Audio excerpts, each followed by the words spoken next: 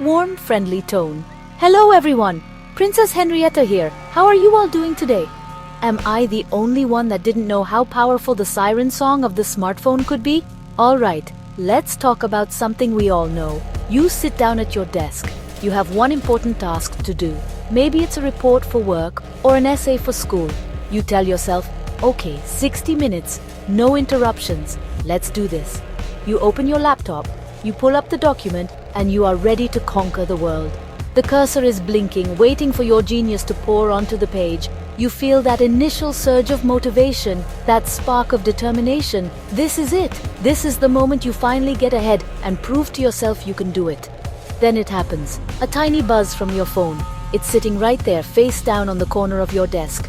Your brain instantly starts to wonder. Who could it be? Is it that funny meme your friend promised to send?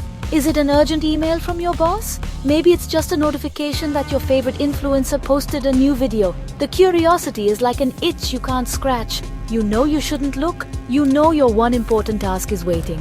But the pull is just too strong, isn't it?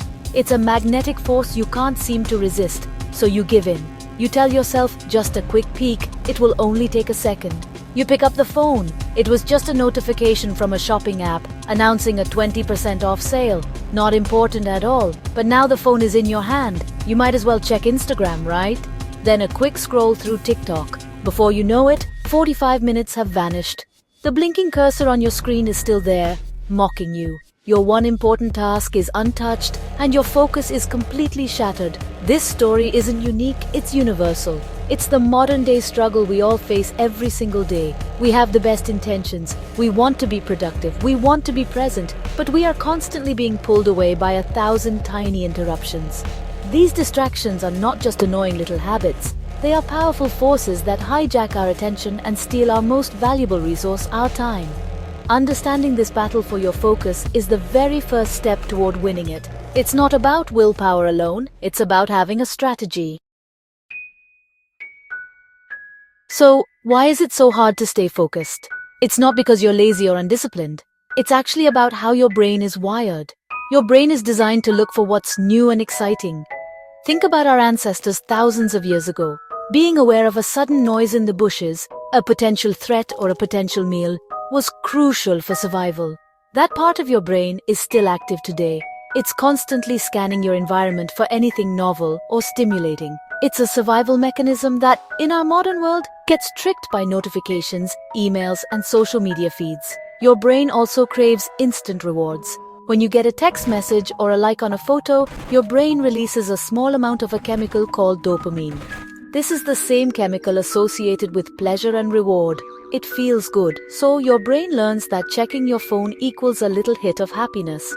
Compare that to the hard work of writing a report. The reward for that is far away. Your brain prefers the quick, easy win right now over the big, delayed payoff later. It's not a character flaw, it's just brain chemistry at work. Think about it like this. You're trying to eat a healthy salad, but there's a box of delicious, warm donuts sitting right next to you. The salad is good for you in the long run, but the donut offers immediate pleasure.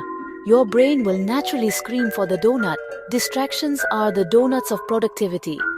That ping from your phone, that new email in your inbox, that breaking news alert, they are all shiny, sugary treats for your brain. They promise a quick hit of something new and interesting, making it incredibly difficult to stick with the task at hand. It's also important to understand that our brains get tired. Focusing on one thing for a long time takes a lot of mental energy. It's like lifting a heavy weight at the gym. Eventually your muscles get fatigued. Your brain is the same way. When it gets tired, it starts looking for an easy escape. That's when you find yourself daydreaming or scrolling aimlessly. It's your brain's way of taking a break. The key is to manage this mental energy so you can direct it where it matters most, instead of letting it drift away. The impact of these constant distractions goes far beyond just lost time. It seeps into every important area of your life, affecting your work, your studies, and even your relationships with the people you love most. At work or school, every interruption breaks your concentration. Scientists say it can take over 20 minutes to get back into a state of deep focus after just one small distraction. Think about that. If you get interrupted just 3 times in an hour, you might spend that entire hour just trying to get back on track without making any real progress. This leads to a feeling of being busy all the time, but never actually being productive. You end the day feeling exhausted, yet you look at your to-do list and see that very little has been crossed off. This creates stress and anxiety. You start to doubt your abilities. You might work longer hours just to catch up, which leads to burnout. The quality of your work suffers too. When your mind is scattered, you're more likely to make simple mistakes, overlook important details, and produce work that is just average, not excellent. It's a vicious cycle of distraction and disappointment. But the cost isn't just professional or academic, it's deeply personal. Think about having dinner with your family or a friend. If you're constantly glancing at your phone, you're sending a clear message. Whatever is happening on this screen is more important than you. You're physically present, but your mind is somewhere else entirely. You miss the little jokes, the important stories, and the moments of genuine connection. You might be nodding and saying, "Uh-huh," but you aren't truly listening. Over time, this can make the people you care about feel unimportant and disconnected from you. You are essentially robbing yourself of the richness of your own life.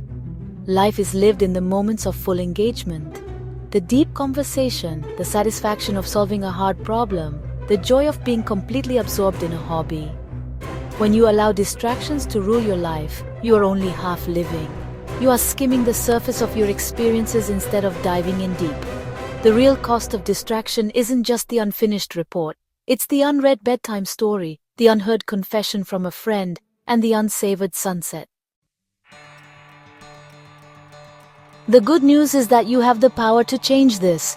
You can fight back against distraction and reclaim your focus. It starts with making small, simple, and intentional choices.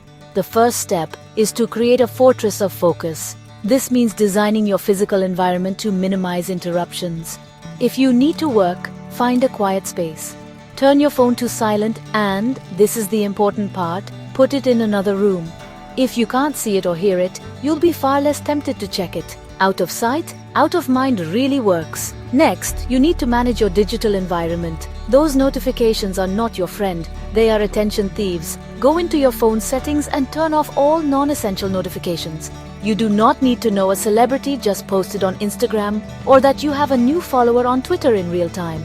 Schedule specific times in your day to check email and social media, maybe once in the morning and once in the afternoon.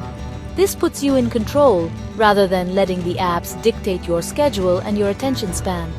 Another powerful technique is to work in focused blocks of time. This is often called the Pomodoro technique. You set a timer for 25 minutes and commit to working on one single task without any interruptions. When the timer goes off, you take a 5-minute break. After 4 of these sessions, you take a longer break. This method works because it breaks down big tasks into manageable chunks and respects your brain's need for rest. It trains your brain to focus intensely for short periods, which gradually builds up your mental endurance over time. Finally, be kind to yourself. Building focus is a skill, like learning to play the piano or ride a bike. You won't be perfect overnight. There will be days when you get distracted, and that's okay. The goal is not perfection, the goal is progress. When you notice your mind has wandered, gently bring it back to the task at hand without judgment. Every time you do this, you are strengthening your focus muscle. By taking these small, practical steps, you can move from a life of constant distraction to one of purpose, presence, and profound satisfaction. You can do this.